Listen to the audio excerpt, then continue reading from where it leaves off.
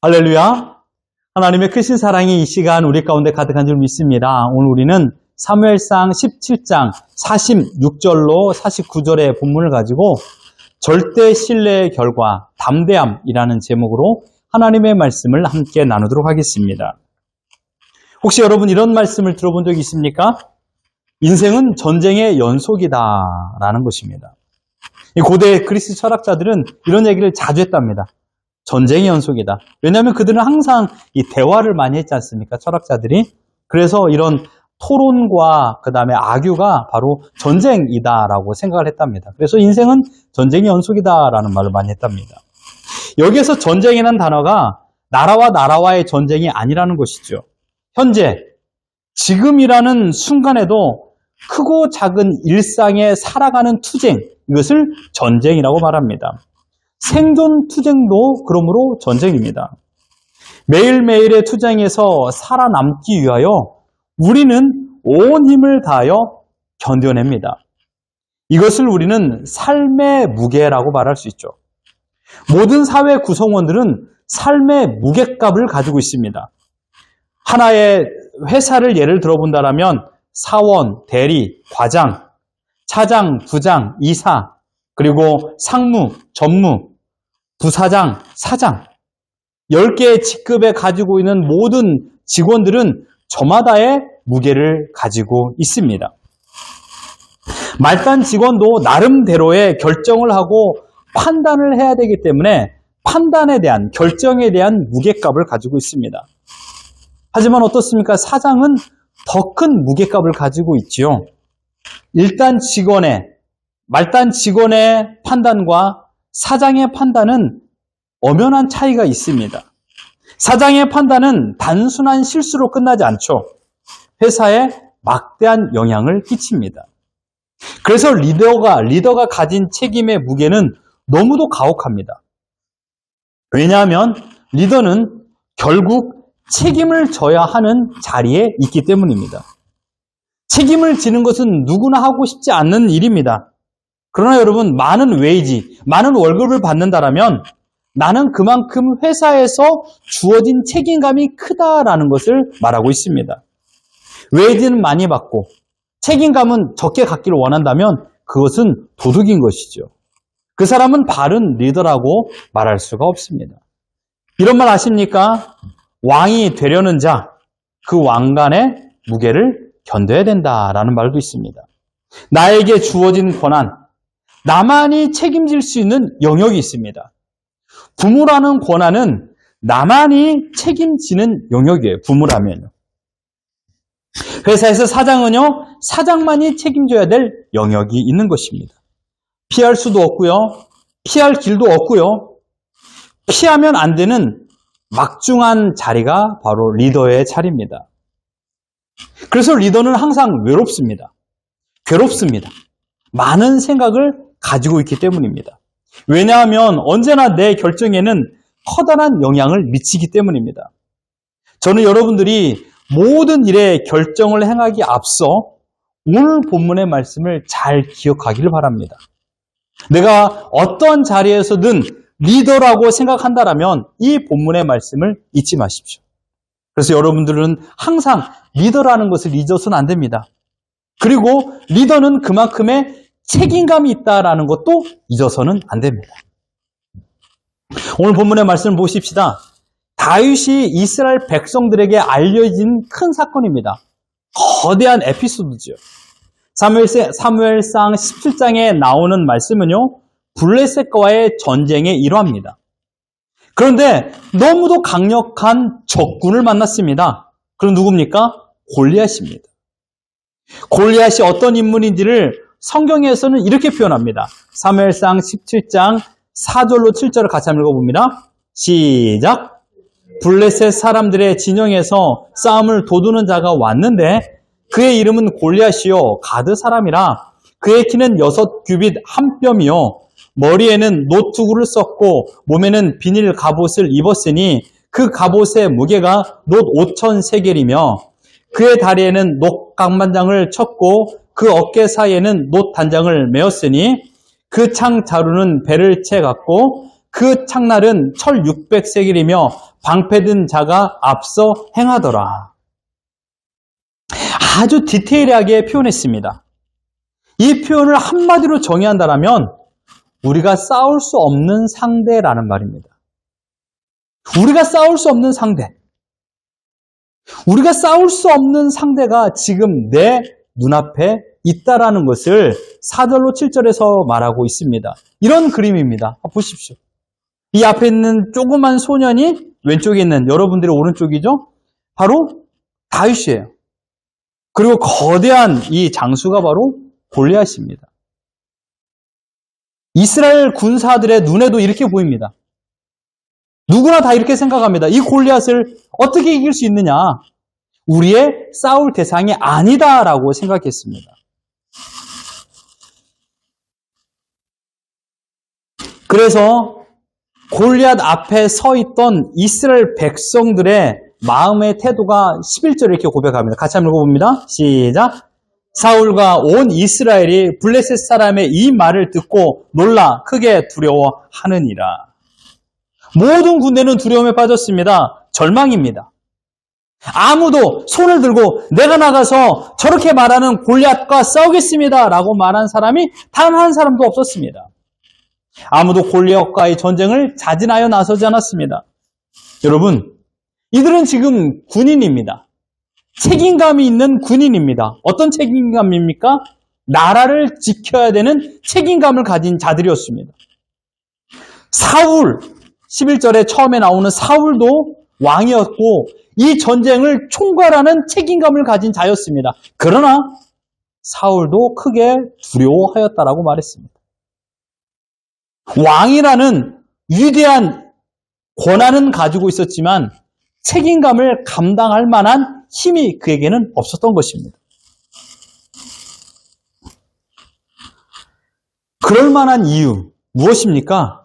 적이 너무도 강했기 때문입니다. 적이 너무도 강하기 때문에 싸울 생각도 나지 않고 어떠한 마음가짐도 가질 수가 없었습니다.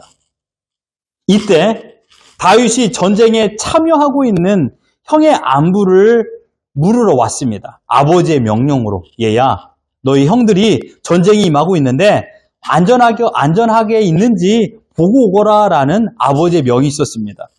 그래서 다윗이 이 전쟁터에 오게 됩니다. 22절과 23절을 같이 한번 읽어봅니다. 시작! 다윗이 자기의 짐을 지키는 자의 손에 맡기고 군대로 달려가서 형들에게 문안하고 그들과 함께 말할 때 마침 블레셋 사람의 싸움 도두는 가드 사람 골리앗이라 하는 자가 그 전열에서 나와서 전과 같은 말을 하매 다윗이 들으니라. 다윗이 들은 골리앗의 소리에 이스라엘의 반응은요, 모든 사람이 그를 보고 심히 두려워하였다라고 말했습니다. 대체 골리앗이 어떤 말을 했기 때문에 이렇게 사울과 모든 군사들이 두려움에 떨었을까요? 우리 8절과 9절 같이 한번 읽어봅니다. 시작! 그가 서서 이스라엘 군대를 향하여 외쳐 이르되 너희가 어찌하여 나와서 전열을 버렸느냐? 나는 블레셋 사람이 아니며 너희는 사울의 신복이 아니냐? 너희는 한 사람을 택하여 내게로 내려 보내라. 그가 나와 싸워서 나를 죽이면 우리가 너희의 종이 되겠고 만일 내가 이겨 그를 죽이면 너희가 우리의 종이 되어 우리를 섬길 것이니라. 이게 골리앗의 말입니다. 아무나 내 앞에 나와라. 나와 싸워서 나를 이긴다라면 블레셋이 너희의 종이 되고 내가 너희를 이긴다면 이스라엘이 블레셋의 종이 되어야 된다. 귀가 있고 눈이 있고 마음과 생각이 있는 사람이라면 이 골리앗의 말을 듣고 옳았구나, 네 말이 맞아 라고 손을 들 수 있는 사람이 있을까요? 예, 목소리만 들었다라면 그런 결정을 할 수 있지요. 그러나 골리앗의 이 신장과 크기와 든 무기를 본다라면 아무도 골리앗 앞에 나설 수가 없었던 것입니다. 왜냐하면 골리앗을 이길 만한 사람이 이스라엘에는 없었기 때문이었습니다. 모두가 이렇게 생각했습니다. 아무도 골리앗을 이길 만한 사람이 이스라엘에게는 없다라고 생각했습니다. 하지만 언제나 중요한 것은 그러나 이런 건 아니겠습니까? 하지만 다윗의 반항은 놀랍도록 달랐습니다. 모두의 이목을 집중시켰습니다. 26절 우리 같이 한번 읽어봅니다. 시작! 다윗이 곁에 서 있는 사람들에게 말하여 이르되 이 블레셋 사람을 죽여 이스라엘의 치욕을 제거하는 사람에게는 어떠한 대우를 하겠느냐? 이 할례 받지 않은 블레셋 사람이 누구이기에 살아계시는 하나님의 군대를 모욕하겠느냐? 모든 두려움을 깨는 다윗의 소리는 당시 이스라엘의 왕이었던 사울에게도 정확히 전달되었습니다. 왜냐하면 아무도 이 전쟁에 나가지 않겠노라고 말하고 있는데 누군가 한 사람이 이 골리앗과 내가 전쟁을 치르겠다라고 말하니 마치 이 목소리는 어둠 속의 빛과 같았습니다. 그래서 31절, 32절 같이 한번 읽어봅니다. 시작! 어떤 사람이 다윗이 한 말을 듣고 그것을 사울에게 전하였으므로 사울이 다윗을 부른지라. 다윗이 사울에게 말하여 그로 말미암아 사람이 낙담하지 말 것이라. 주의 종이 가서 저 블레셋 사람과 싸우리이다. 너무나도 멋진 말 아닙니까? 결국 다윗은 골리앗 장군 앞에 서게 되었습니다. 그리고 전쟁을 치릅니다. 어떤 결과를 만들어냈습니까? 48절, 49절 같이 한번 읽어봅니다. 시작! 블레셋 사람이 일어나 다윗에게로 마주 가까이 올 때 다윗이 블레셋 사람을 향하여 빨리 달리며 손을 주머니에 넣어 돌을 가지고 물매로 던져 블레셋 사람의 이마를 치매 돌이 그의 이마에 박히니 땅에 엎드려 지니라. 이것이 오늘 본문의 전반적인 내용입니다. 다윗과 골리앗의 전쟁입니다. 하지만 이 전쟁에는요, 숨겨진 두 가지의 전쟁이 있습니다. 내가 리더로서 책임감을 가지고 있노라면 이 두 가지를 잊어서는 안 됩니다. 사실 우리의 전쟁은요, 우리의 싸움에는 이 두 가지가 항상 영향을 미칩니다. 첫 번째 전쟁은 무엇일까요? 바로 경험과의 전쟁입니다. 경험과의 전쟁. 오늘 본문에 등장한 인물들의 경험을 한번 생각해 보십시오. 공통된 특징이 있습니다. 자신들의 경험을 가지고 말을 합니다. 자신들의 경험을 가지고 이야기를 하는 것이죠. 이스라엘 군인들의 경험을 보십시오. 한결같은 특징을 가지고 있습니다. 골리앗을 이길 수 있는 군인은 없다, 이것입니다. 왜 그럴까요? 자신들의 경험 속에 이 골리앗을 한 번도 경험해 보지 못했기 때문입니다. 아무리 싸움을 잘하는 이스라엘 군인들도 이러한 비주얼, 이러한 크기를 가진 군사가 없었기 때문입니다. 본문 11절에 보면 이스라엘 반응은 무엇입니까? 놀라 크게 두려워하였다, 이것입니다. 사울과 온 이스라엘이 블레셋 사람의 이 말을 듣고 놀라 크게 두려워 여겼다. 왜요? 골리앗과 같은 군사를 본 적이 없었기 때문입니다. 뿐만 아니라 사울의 반응, 33절 같이 한번 읽어봅니다. 시작! 사울이 다윗에게 이르되 내가 가서 저 블레셋 사람과 싸울 수 없으리니 너는 소년이요 그는 어려서부터 용사임이니라. 사울은 깜짝 놀랐습니다. 골리앗과 싸우겠다라고 큰 소리를 친 사람이 있다고 해서 사울 왕은 너무나도 놀랐고 그 사람에게 관심을 가졌습니다. 키가 3m가 되는 장수와 싸우겠다고 나선 사람이 있어? 대단한 사람이구나. 이스라엘에게도 이런 사람이 있다라니 나는 그 사람을 만나고 싶어.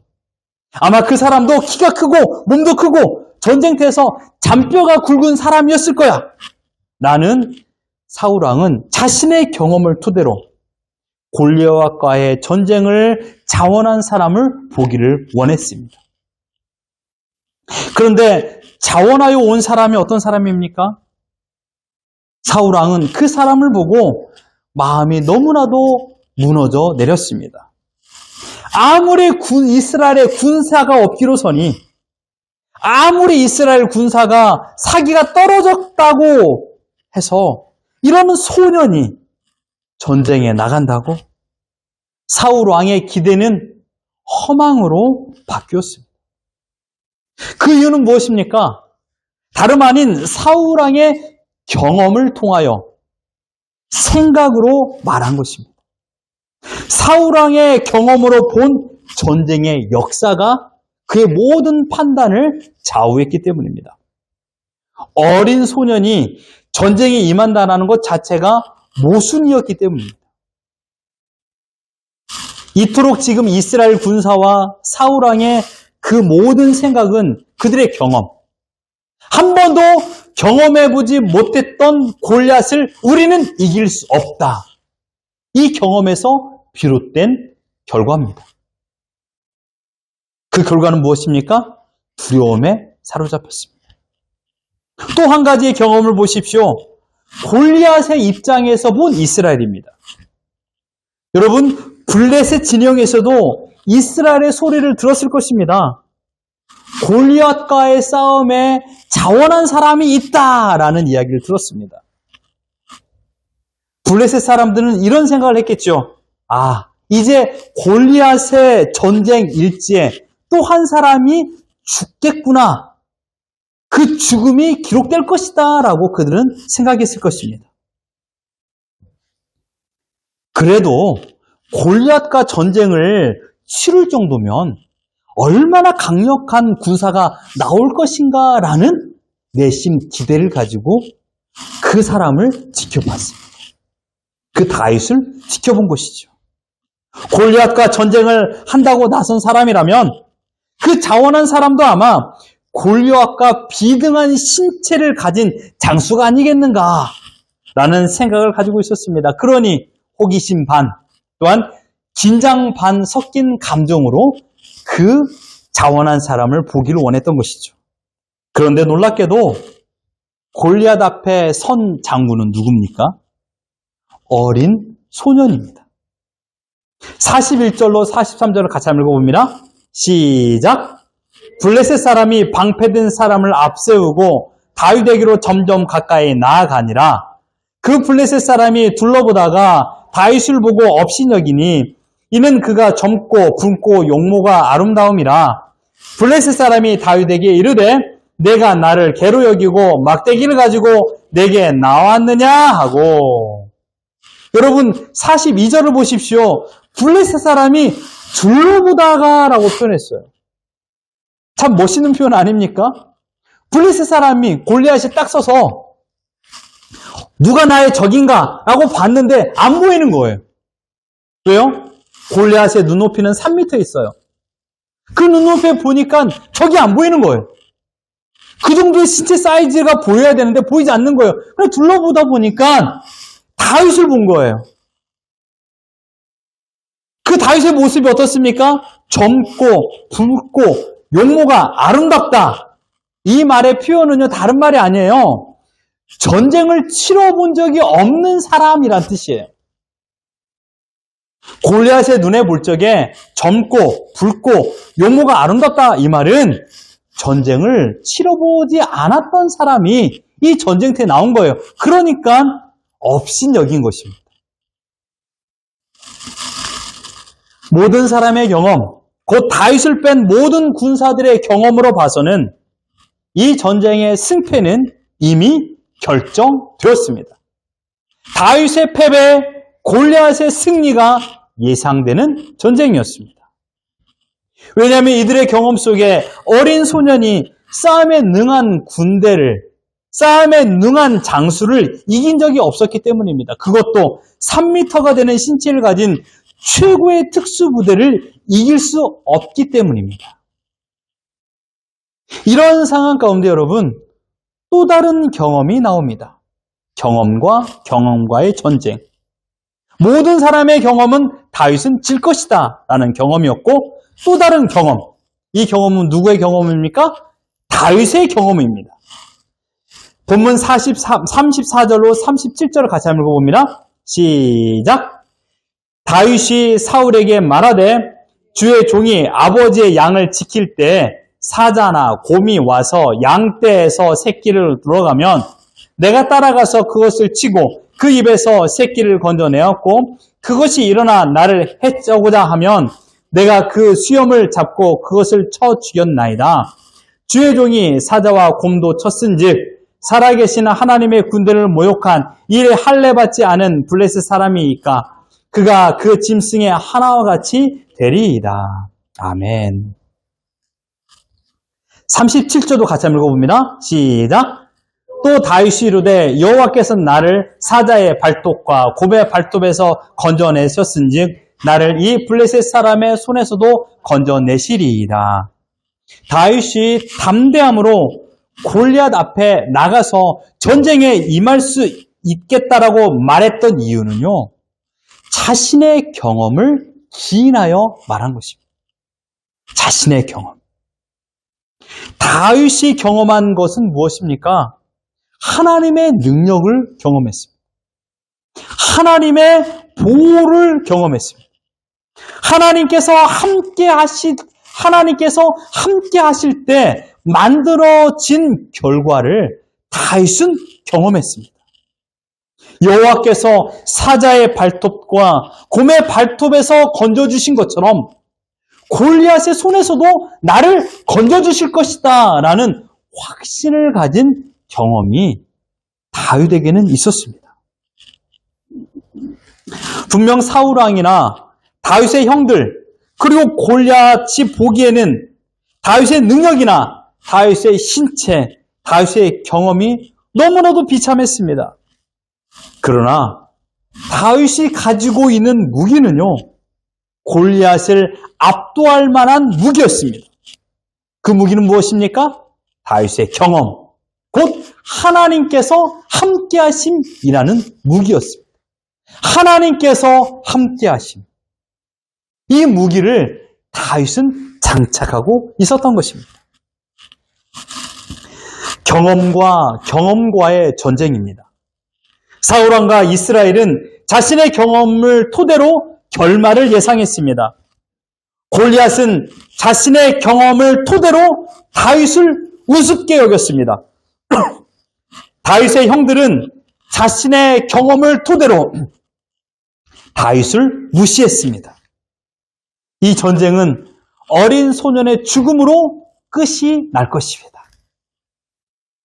경험에 의한 예상 시나리오를 모두가 써내려갔습니다. 하지만 다윗의 경험은 달랐습니다. 여러분, 사울왕은 하나님의 존재를 몰랐을까요? 이스라엘 군사들, 여기에는 다윗의 형들도 포함됩니다. 이들은 하나님의 능력을 몰랐을까요? 여러분, 경험되지 않은 지식은 아무런 힘이 없습니다. 남들에게 들었던 이야기 속에 하나님은 종이 호랑이에 불과합니다. 두 번째 전쟁의 요소는 무엇일까요? 그것은 바로 신념과 신념과의 전쟁입니다. 신념과 신념과의 전쟁. 쉬운 말로 말한다면 이것은 의지적 싸움입니다. 의지와 의지의 대립. 여러분, 신념의 뜻은요, 굳게 믿는 믿음입니다. 내가 무엇을 굳게 믿는가? 이것을 신념이라고 표현합니다.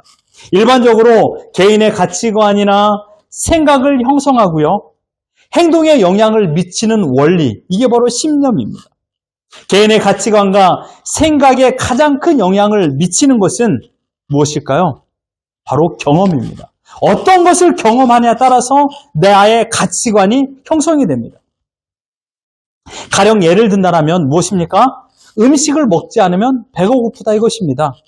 음식을 먹지 않은 경험이 있기 때문에 이것을 토대로 만들어진 생각, 가치관인 것이죠. 오늘 본문에 등장하는 모든 사람의 경험을 토대로 개인의 가치관이나 생각, 곧 신념이 만들어졌습니다. 골리앗은 수많은 전쟁에서 승리를 경험했던 토대로 다윗과의 전쟁에서도 내가 승리할 수 있을 것이다 라는 신념을 가지고 나왔습니다. 사울왕은 골리앗과 같은 키와 덩치를 가진 장수와는 싸워서 이길 수 없다라는 경험을 토대로 다윗은 이 전쟁에서 이길 수 없다라는 신념을 가지고 있었습니다. 그러나 다윗은 어떠했습니까? 45절 같이 한번 읽어봅니다. 시작! 다윗이 블레셋 사람에게 이르되 너는 칼과 창과 단창으로 내게 나오거니와 나는 만군의 여호와 이름 곧 내가 모욕하는 이스라엘 군대 하나님의 이름으로 내게 나아가노라. 아멘. 하나님의 이름, 너는 칼과 창으로 나에게 나오지만 나는 하나님을 믿는 신념이 나의 무기가 되어서 네 앞에 나간다. 너는 너의 경험을 신뢰하는 신념을 가지고 나왔지? 나는 내가 경험한 나를 보호하고 나와 함께 하시는 하나님을 믿는 그 신념을 가지고 이 전쟁 앞에 나왔다라고 말하는 것입니다. 하나님의 위대함을 경험하여 만들어지는 하나님을 믿는 신념을 가지고 다윗은 나왔습니다. 신념과의 전쟁입니다. 누가 이기겠습니까? 결국은 더 센 신념의 대상이 이깁니다. 여기서 내 신념이 강한 자가 이긴다 이 말이 아니에요. 사실 골리앗은 신념하고 있는 대상이 골리앗 자신이었어요. 다윗은요. 다윗의 신념의 대상은 자신이 아니라 하나님이었어요. 즉 무슨 말입니까? 골리앗과 하나님과의 전쟁이란 말입니다. 왜 다윗이 이토록 무모한 담대함을 가질 수 있을까요? 형들도 무시하고 사울왕도 불신하고 블레셋의 군사 골리앗도 비웃는 다윗이었습니다. 그러나 다윗은 아주 위대한 신무기, 아니 사울왕도 알고 있었던 무기, 하나님에 대한 경험, 이 하나님에 대한 경험이라는 무기를 가지고 있었기 때문입니다. 아주 멋진 문장 아닙니까? 하나님에 대한 경험. 세상의 실패에 대한 경험. 이런 말도 하지 않습니까? 눈물 젖은 빵을 먹지 않으면 인생의 쓴맛을 모른다? 이런 말? 여러분, 그런 말보다 더 멋있는 말이 하나님에 대한 경험이에요. 하나님에 대한 경험. 다윗은 살아있는 하나님을 매일의 삶 가운데 생존 투쟁 가운데서 경험했습니다. 아니, 목격했습니다. 사자와 곰으로부터 양 한 마리를 지키기 위한 생존 투쟁 속에서 하나님을 경험했습니다. 이 경험은 다윗에게 담대함이라는 신념으로 마음속에 자리 잡게 되었던 것이죠. 다윗은 생존 전쟁 속에서 경험된 하나님을 절대 신뢰했습니다. 사울왕과 이스라엘 군대는 전쟁 속에서 무기의 강력함을 경험함으로 골리앗이 무서운 존재라는 신념을 가지고 있었습니다. 이 신념은 패배의식 속에 있었습니다. 사랑하는 성도 여러분, 2025년도 하늘소망 장로교회 표가 무엇입니까? 우리 지난주 설교 가운데 말씀을 나눴죠? 다른 게 아니라 오늘도 무사히입니다. 오늘도 무사히. 오늘도 무사히 살아갈 수 있는 방법은 뭐라고 제가 가르쳐 드렸습니까? 다른 게 아니에요. 하나님을 절대 신뢰해야 된다라는 것입니다. 하나님을 절대 신뢰해야 한 자만이 오늘도 무사히 살아갈 수 있다라고 말씀을 나누었죠. 하나님을 절대 신뢰함의 결과는 무엇입니까? 바로 담대함입니다. 하나님을 절대 신뢰하면 담대함을 소유할 수가 있습니다. 왜 담대함을 얻을 수 있습니까? 지난날 내 삶 가운데 일어난 많은 일들의 경험의 결과이기 때문입니다. 곰과 사자의 공격에서 건져주신 하나님을 경험한 다윗은 하나님을 절대 신뢰함으로 이 담대함을 가질 수 있었습니다. 여러분들도 지난날 과거의 삶을 돌이켜보면 사자와 곰을 마주했던 시간들이 있었을 것입니다. 그 어려운 시간들이 내 앞에 있었습니다. 곰처럼 무서운 경제적인 어려움, 사자처럼 두려운 건강의 위협, 관계의 어려움, 이런 일들 통하여서 우리가 나날이 넘어질 때가 얼마나 많이 있었습니까? 직장에서, 학교에서, 가정에서 나를 넘어뜨리려는 강교한 사단의 속삭임이 얼마나 가득했습니까? 이럴 때마다 나의 경험을 의지하여 나아간다면 아무런 승리를 하지 못합니다. 여기 계신 여러분들은 하나님을 절대 신뢰함으로 승리를 거둔 적이 많은 분들이 계실 것입니다. 순간순간의 전쟁 가운데서 하나님을 신뢰함으로 이겨냈던 그런 과정, 이것을 우리는 경험해 봤습니다. 반면에 아직도 하나님을 절대 신뢰하지 않음으로 인하여 보람찬 승리를 경험하지 못한 분도 계실 것입니다. 하나님은 특정한 자들에게만 하나님이 아닙니다. 하나님은 하나님을 신뢰하는 자들에게, 하나님을 믿는 자들에게, 하나님을 의지하는 자들에게 하나님께서는 하나님의 능력을 나타내 보이십니다. 사울왕은 결단코 승리를 맛보아 알 수 없습니다. 왜요? 그런 경험으로 하나님을 신뢰하지 않았기 때문입니다. 다윗은 언제나 결단코 하나님의 능력을 경험할 수 있었던 자였습니다. 왜요? 다윗은 하나님을 항상 신뢰하였기 때문입니다.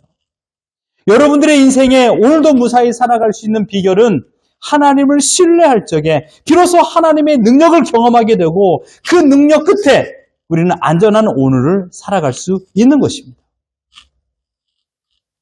그러므로 성경을 통하여 읽고 말씀을 통하여 들었던 살아계신 하나님을 오늘 신뢰하십시오. 그 신뢰가 나에게 담대함으로 나타나고 그 담대함이 나에게 가장 큰 무기가 되어서 어떠한 상황에서도 흔들리지 않는 믿음의 영역 가운데 거할 줄 믿습니다.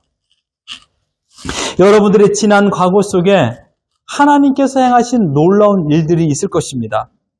내 힘으로 불가능한 것들이 성취된 것, 이것을 우리는 기적, 미라클이라고 말합니다. 나만이 경험한 기적이 있을 수 있습니다.